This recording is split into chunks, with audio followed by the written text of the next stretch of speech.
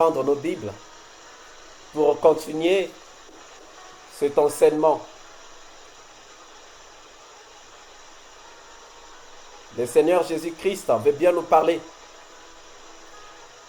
Donc que chacun prenne sa Bible. Il y a un fort bruit là, je ne viens pas de qui ça vient.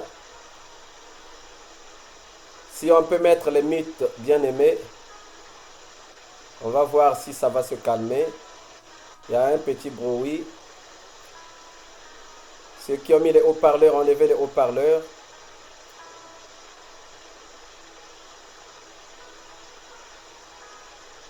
La sœur Claudia, essaie de mettre le mythe.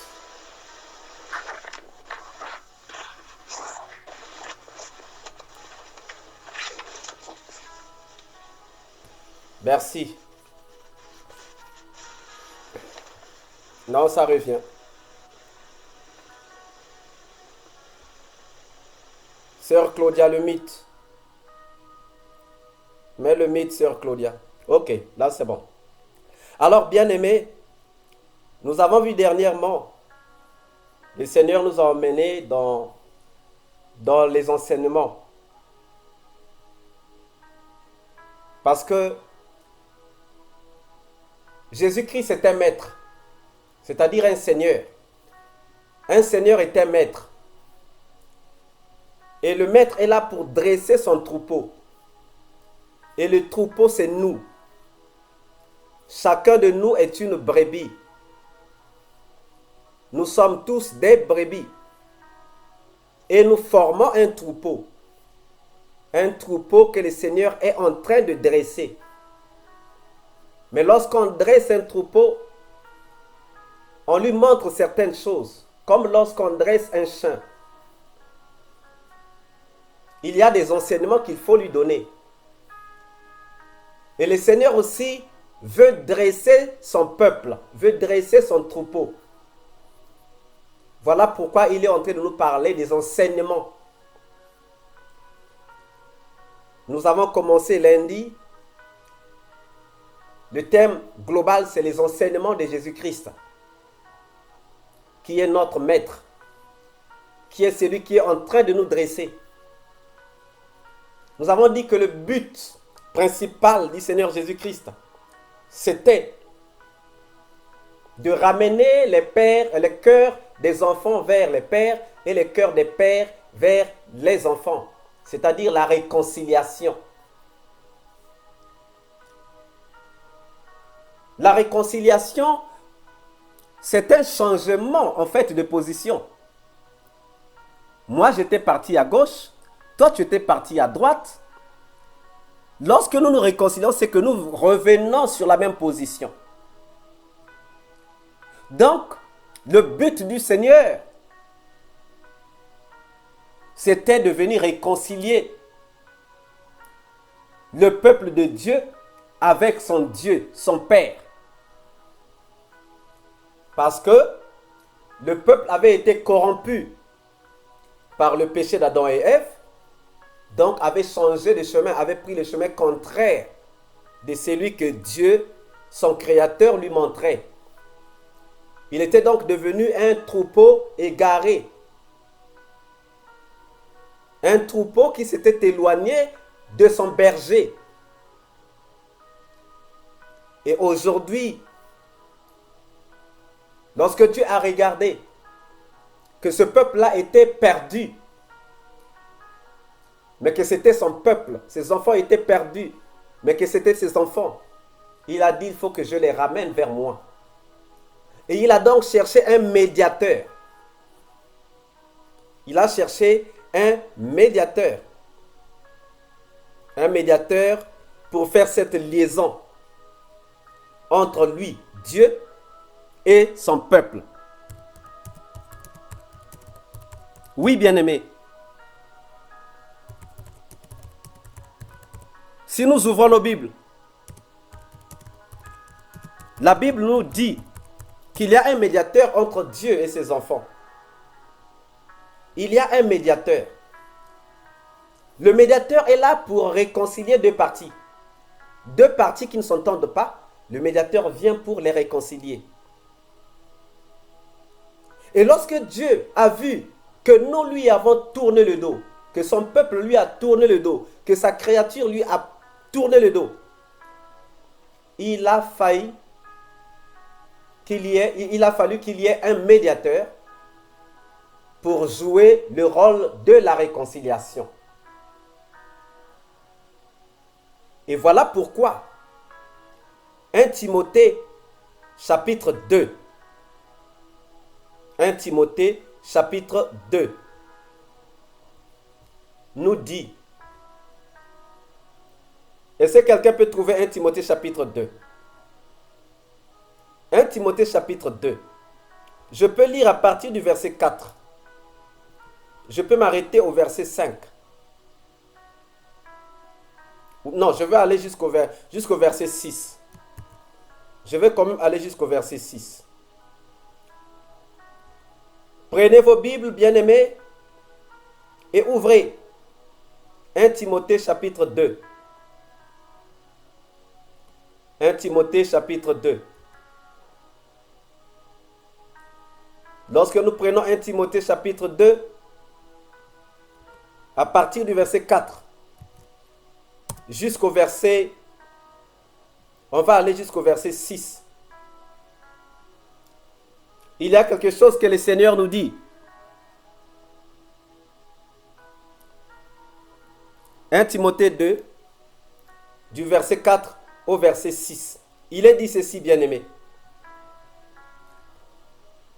Qui veut que tous les hommes soient sauvés et parviennent à la connaissance de la vérité. Donc Dieu veut. Parce que lorsque vous lisez à partir du verset 3, non, ou bien lisons même à partir du verset 1. Lisons même à partir du verset 1, pour que nous puissions mieux comprendre toute cette pensée-là. À partir du verset 1, il dit, c'est Paul qui est en train de parler. En fait, c'est Dieu qui est en train de parler à son peuple par la bouche de Paul. Il dit, j'exhorte donc, avant toute chose, à faire des prières, des supplications, des requêtes, des actions de grâce pour tous les hommes, pour les rois et pour tous ceux qui sont élevés en dignité, afin que nous menions une vie paisible et tranquille en toute piété et honnêteté. Cela est bon et agréable devant Dieu notre Sauveur, qui veut que tous les hommes soient sauvés et parviennent à la connaissance de la vérité.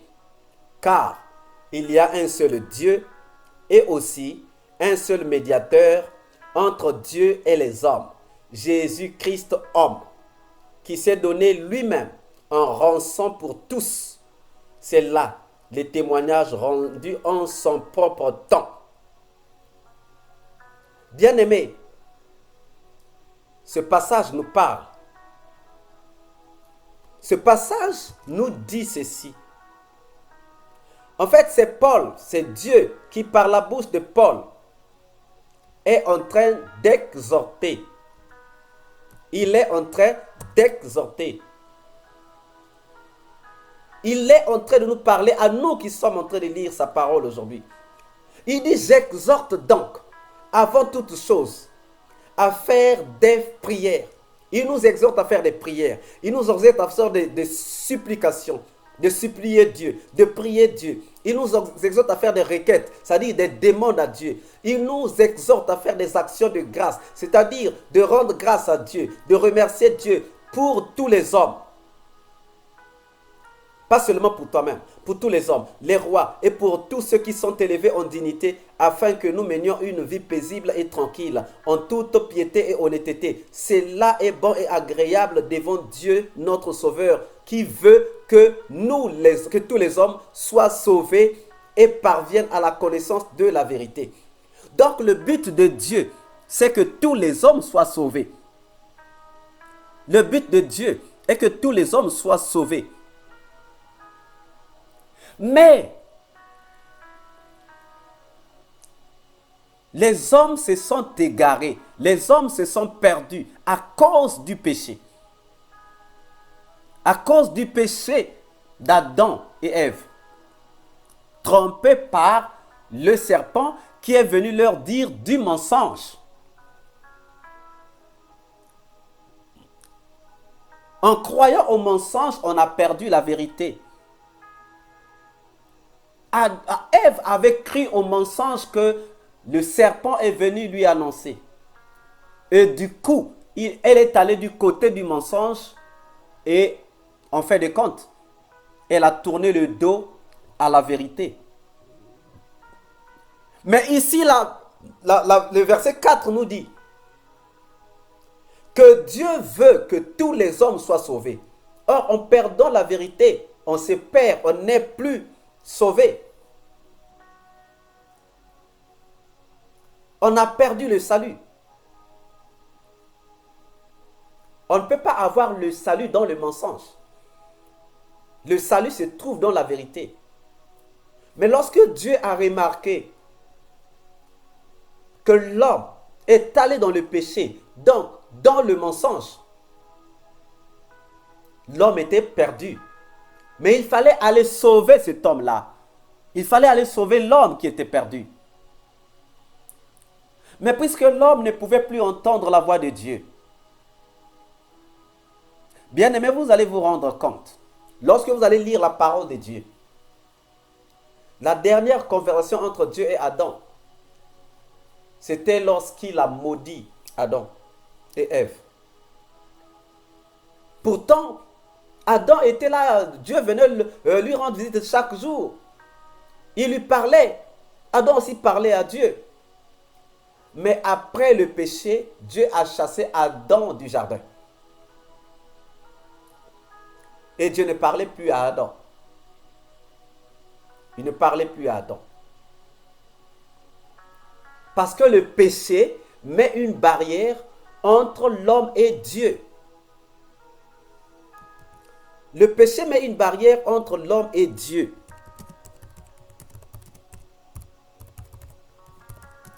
Voilà pourquoi la Bible nous dit que la main de l'Éternel n'est pas courte pour sauver. On peut lire ça dans Ésaïe chapitre 59. Ésaïe chapitre 59. Si vous ouvrez vos Bibles,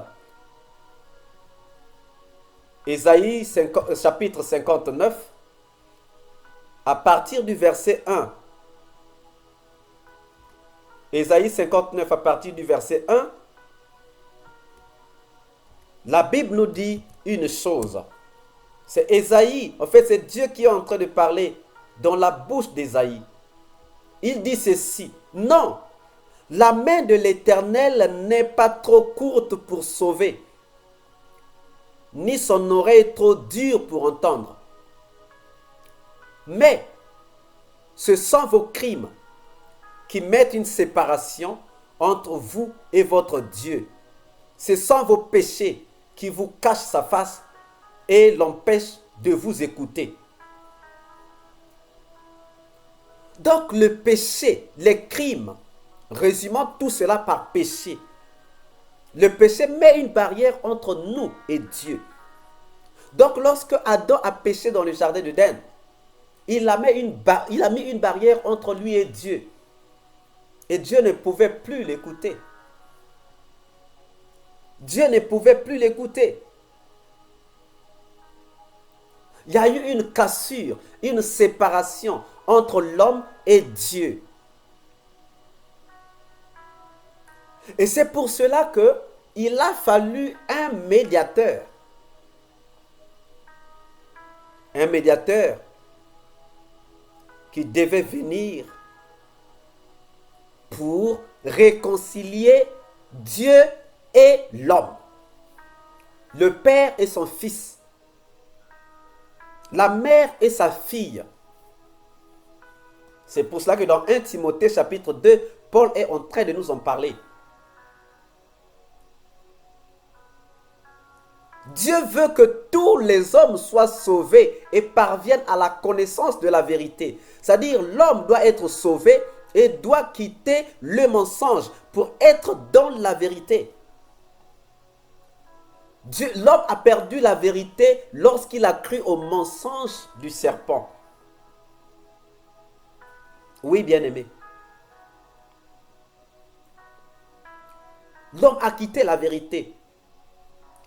Or, Jésus-Christ dit que je suis le chemin, la vérité et la vie.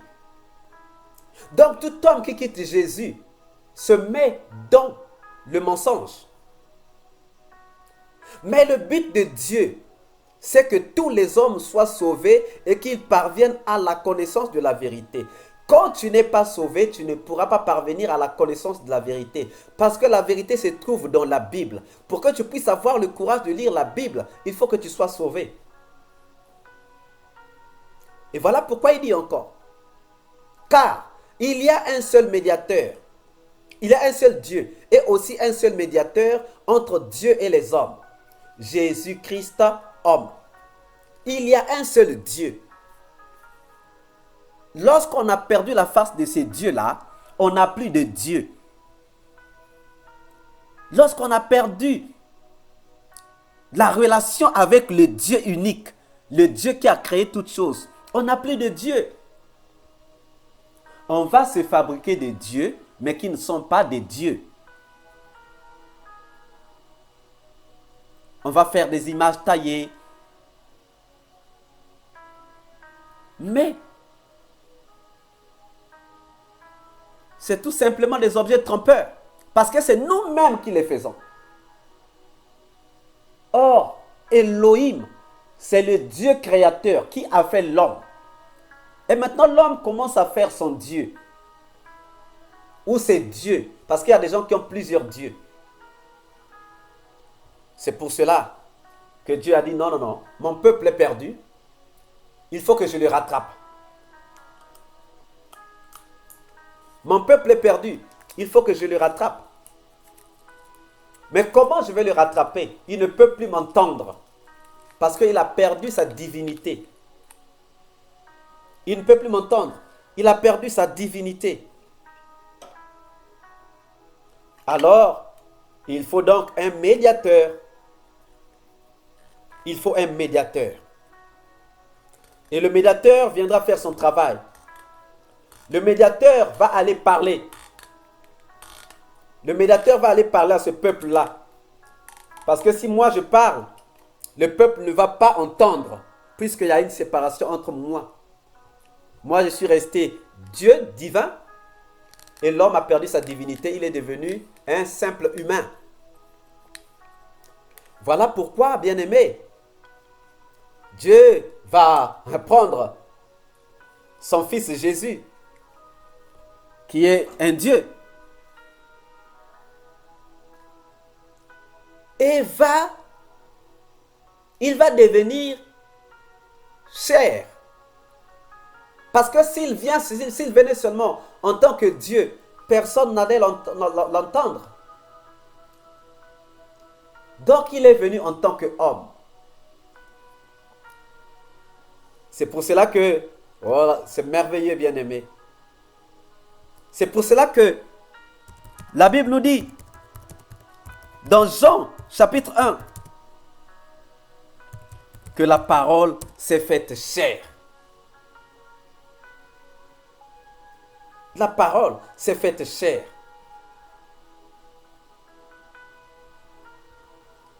Parce que si la parole était restée parole, on n'allait pas comprendre le message emmené.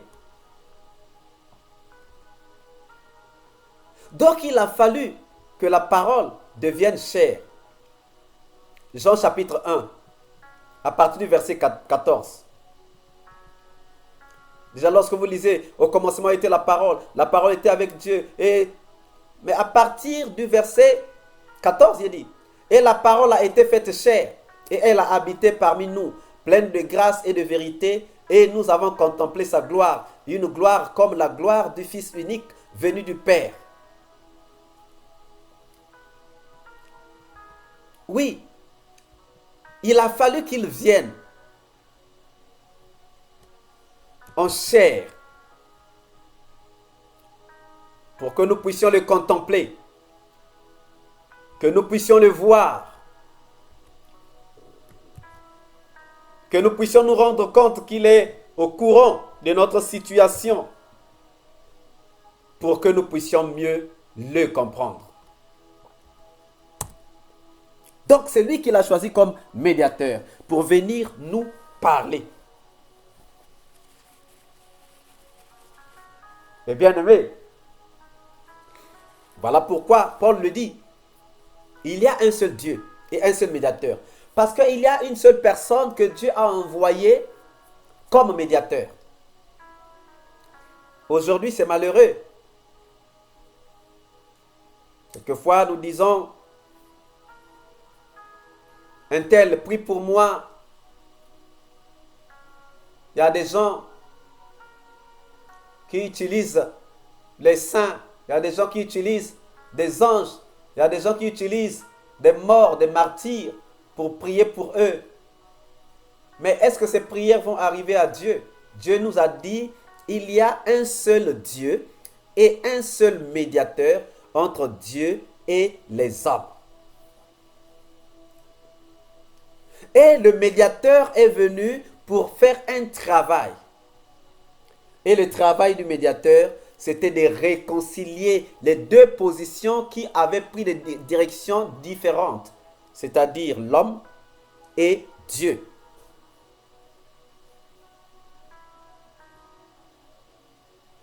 Parce que on était maintenant devenus différents.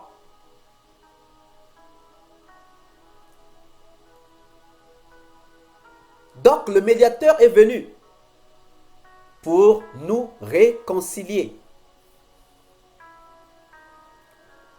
Le médiateur est venu pour que nous puissions être réconciliés avec Dieu. C'est pour cela que, bien aimé, dans Matthieu chapitre 4,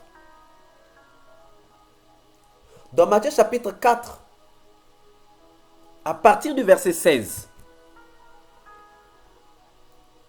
Matthieu chapitre 4, à partir du verset 16, Dieu, en fait la Bible nous donne un passage très important aussi.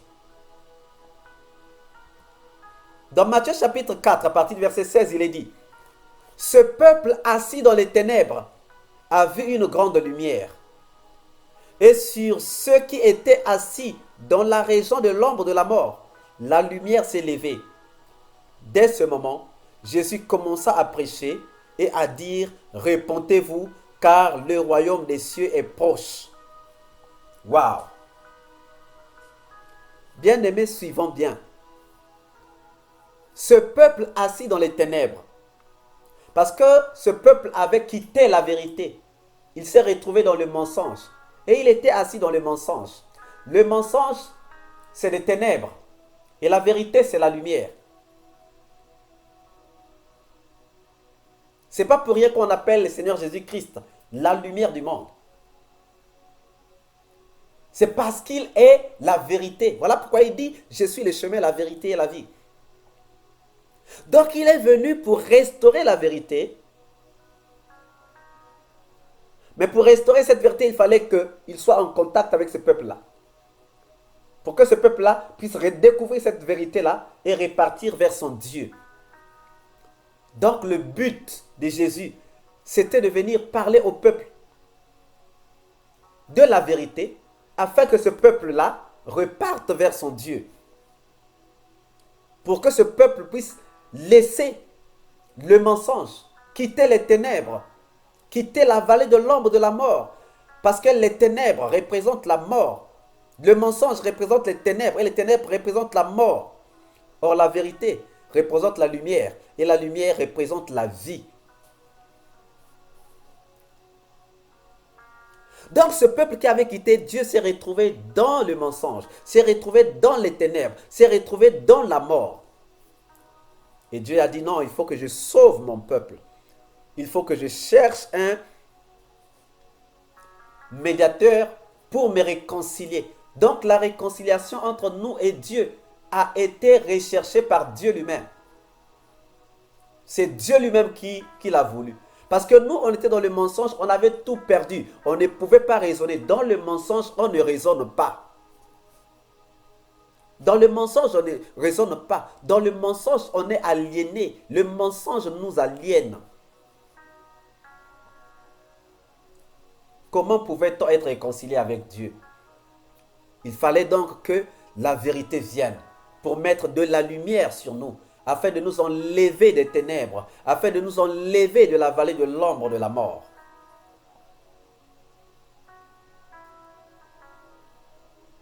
Et bien aimé, la Bible ajoute au verset 17, dès ce moment, Jésus commença à prêcher et à dire, repentez-vous, car le royaume des cieux est proche. Repentez-vous. Repentez-vous, car le royaume des cieux est proche.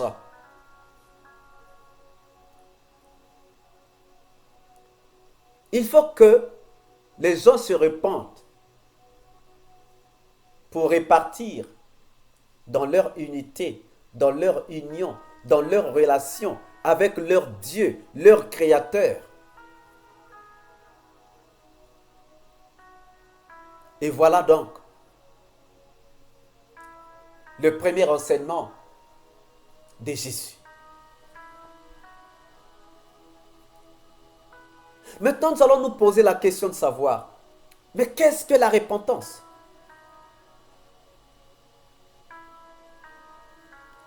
La repentance, c'est comme un retour vers Dieu.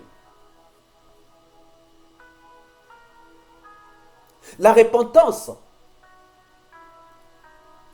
c'est le fait de reconnaître son erreur, reconnaître ses bêtises,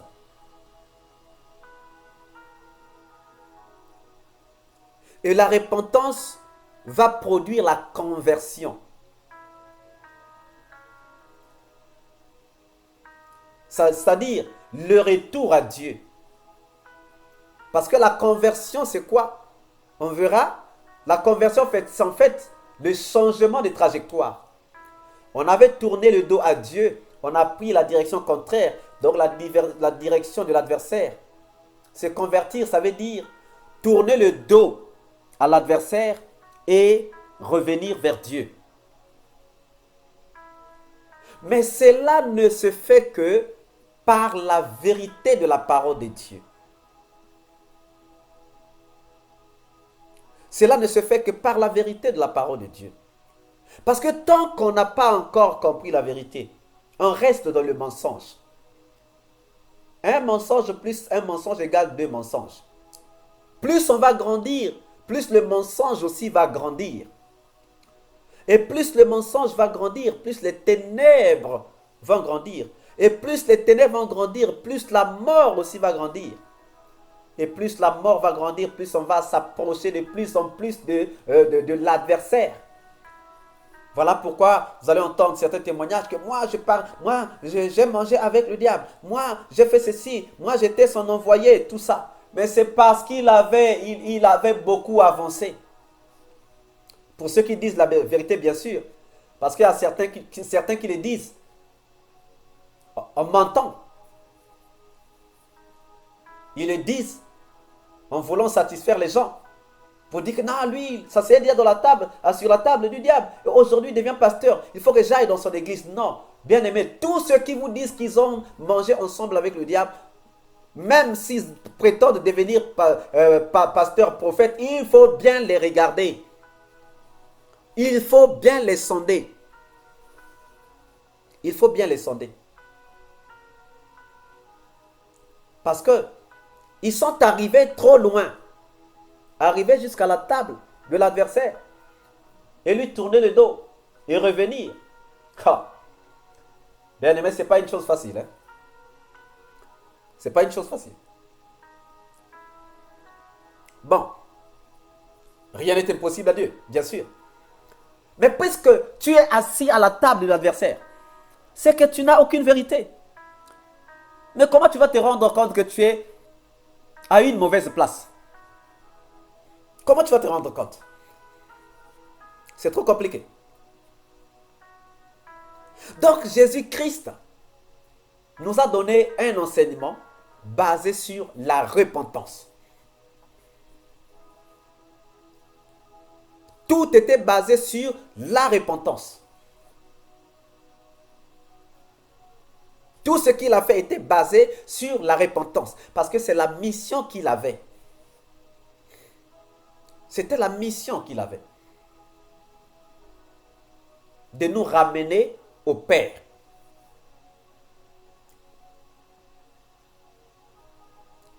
Mais avant que nous ne puissions repartir au Père, il fallait connaître cette vérité.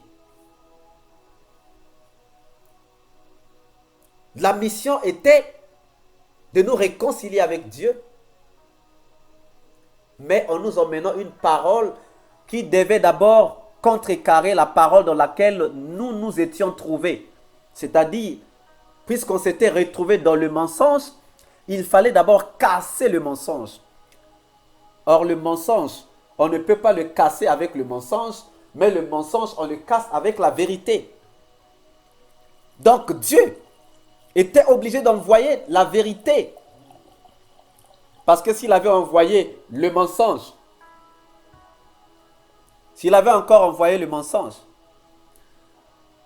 les gens là n'allaient pas découvrir la vérité. Bien aimés, nous entrons dans un processus. Faisons comme si on n'était pas encore enfant de Dieu. Faisons comme si on est en train d'entendre ces paroles pour une première fois. Et à la fin, nous allons prendre la décision s'il faut suivre le Seigneur ou pas. Et là, le Seigneur va commencer à nous enseigner autre chose. Vous avez accepté de me suivre. Voilà comment vous devez maintenant vous comporter. C'est ça. Parce que maintenant, on prendra le chemin. Mais pour l'instant, c'est d'abord découvrir la vérité. C'est pour cela que prochainement, on va tabler sur la vérité. Mais pour l'instant, nous savons que Jésus-Christ a été envoyé comme médiateur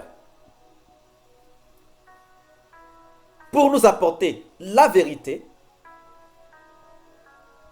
Parce que quoi? Il y avait cassure. Cassure entre Dieu et sa créature. Cassure entre Dieu et sa créature. Donc, séparation entre eux. Donc, il a fallu un médiateur. Mais le médiateur devait venir pour casser quelque chose. Il y a eu le péché. Ou commençons par le mensonge. Il y a eu le mensonge. Il y a eu le péché. Et il y a eu la séparation entre l'homme et Dieu. Dans le souci de sauver sa créature, c'est comme si tu avais un enfant qui a déserté le foyer, qui ne veut plus t'écouter. Le souci d'un parent, c'est de ramener cet enfant à la raison. Donc, dans le souci de sauver sa créature, il a fallu un médiateur. Un médiateur. Car l'homme lui-même ne pouvait plus entendre la voix de Dieu. L'homme lui-même ne pouvait plus entendre la voix de Dieu. Il a fallu un médiateur. Et le médiateur ne devait pas être un simple divin, mais plutôt un mélange. Alléluia. Un mélange divin-humain. Oui, bien-aimé, il devait être un mélange divin-humain. C'est-à-dire un côté Dieu, un côté, non, parfaitement Dieu, parfaitement homme. La Bible nous le dit aussi. Il était parfaitement Dieu et il était parfaitement homme. Il n'était pas à moitié Dieu, à moitié homme, mais parfaitement Dieu et parfaitement homme. Ah oui, bien-aimé. Il y a des gens aujourd'hui qui vont se demander, mais qu'est-ce que le frère Patrick est en train de nous dire ce soir? Oui, bien-aimé, c'est la Bible qui le dit. Ce n'est pas moi.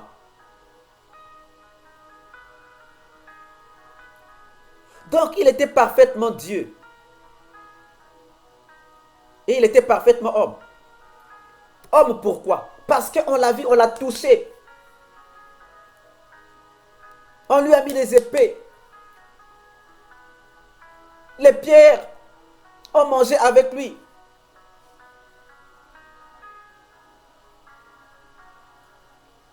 Mais il était aussi Dieu.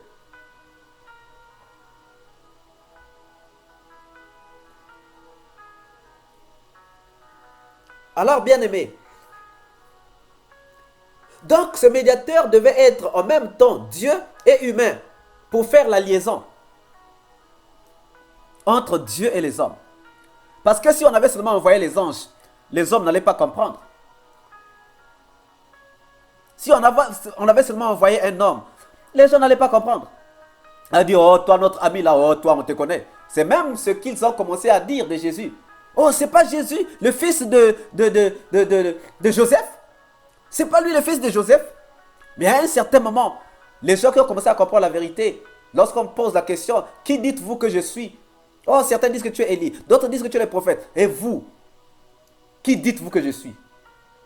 Il dit d'abord, que dit-on que je suis? Qu'est-ce que les gens pensent de moi? Qu'est-ce que les gens disent que moi je suis?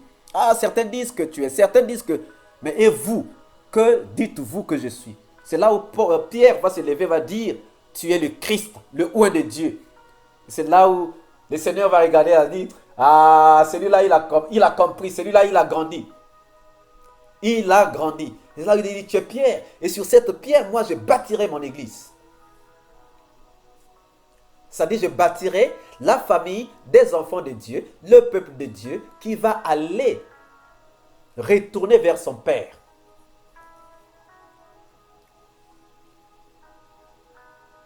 Donc, le médiateur devait faire une médiation entre Dieu et l'homme.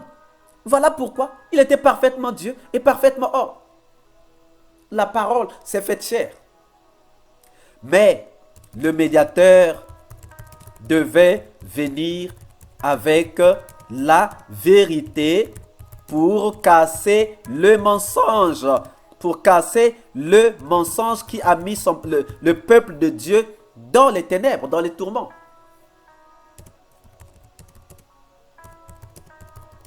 Alors, bien-aimés,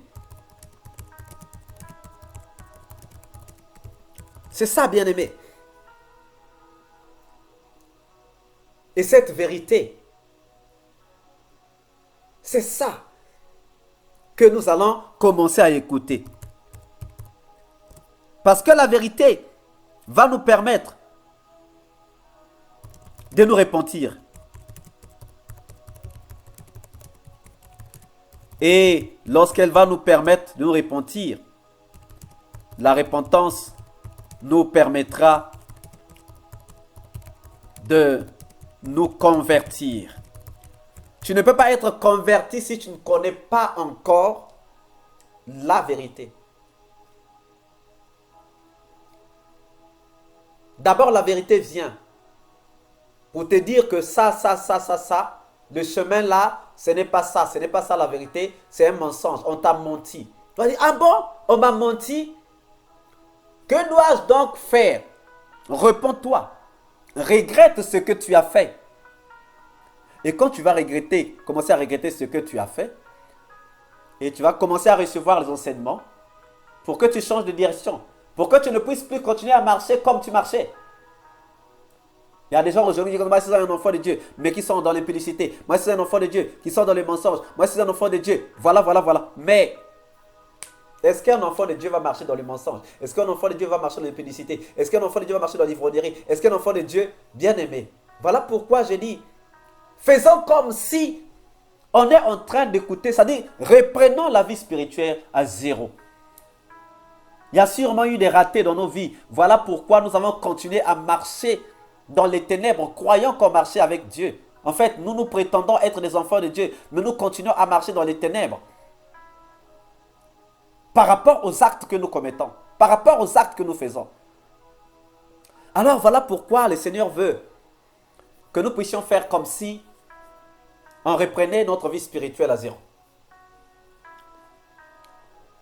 Bien-aimé, si cette parole t'a béni, tu vas faire une chose. Tu vas élever ta voix et tu vas rendre grâce à Dieu. Tu vas dire, Seigneur, merci parce que j'ai écouté une parole qui m'a édifié, une parole qui m'a fait du bien. Je te dis merci pour cela. Élevons nos voix, bien-aimés, si ce message nous a bénis. Merci Seigneur, merci pour ton amour. Merci pour tes bontés. Merci pour ta miséricorde.